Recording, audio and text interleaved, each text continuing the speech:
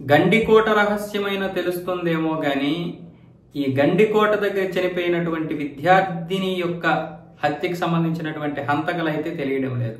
కానీ చుట్టూ ఉన్నారు, హంతకులు దగ్గరే ఉన్నారు. హంతకులు ఎటో పోలేదు. హంతకులు అయితే కుటుంబ సభ్యులు కావచ్చు, లేకపోతే ప్రేమ. ఈ రెండే, ఒకటి పరువు హత్య, రెండు ప్రేమ హత్య, అంతకు మించి మరొకటి కాదు. అమ్మాయిని పక్క ప్రణాళికతో చంపారు. ఇంట్లో పరువు పోతుందనో, వాళ్ళు చెప్పినటువంటి మాట వినడం లేదనో తల్లిదండ్రులు కావచ్చు, లేదా లోకేష్ కావచ్చు. కానీ లోకేష్ నిర్దోషని ముందే తెలిసిపోయింది.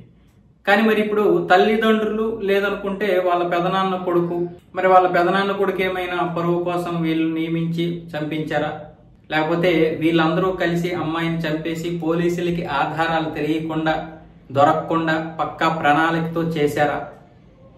ఇవన్నీ కూడా పోలీసులకైతే అనుమానాలు ఉన్నాయి. తల్లిదండ్రులను విచారించారు.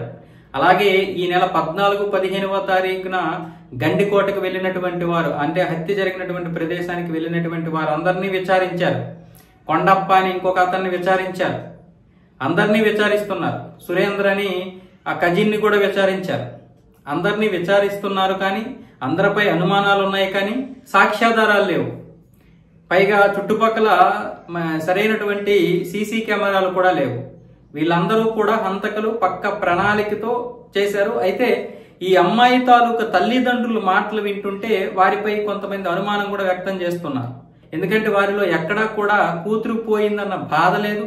పైగా కూతురు గురించి వాళ్ళు అంటే బట్టలు లేవు అన్న విషయంలో కొంచెం తడబడుతూ, లేదంటే కూతురు పరువు పోతుందన్న విధంగా కూడా ఆలోచించకుండా మాట్లాడడం, ఇవన్నీ కూడా అనుమానాలకు తావిస్తుంది. దానివల్ల పోలీసులు తల్లిదండ్రుల్ని అనుమానించారు, ఆ సురేంద్రని ఆ అమ్మాయి అన్నయ్యని అనుమానించారు, విచారించారు. ఇటు తల్లిదండ్రులు విచారించారు, ఆ కొండప్ప అనే వ్యక్తిని విచారించారు, అలాగే మరికొంతమందిని విచారించారు. అందరినీ విచారించారు. కానీ సరైనటువంటి ఆధారాలు దొరకడం లేదు. దీని మీద చంద్రబాబు నాయుడు గారు కూడా సీరియస్ అయ్యారు. ఏమైంది కేసు గురించి, ఎంతవరకు వచ్చింది, పురోగతి ఉందా లేదా అని కూడా అడుగుతున్నారు. అటువైపు నుంచి ఒకవైపు ప్రెజర్, ఇటువైపు ఆధారాలు లేవు. ఇవన్నీ చూసుకున్నట్లయితే పక్కా హత్యే. కానీ ఇంటి వాళ్ళే, అంటే చుట్టుపక్కల ఆమె చుట్టుపక్కల వారే చేశారు హత్య. అది పకడ్బందీగా తెలుస్తుంది.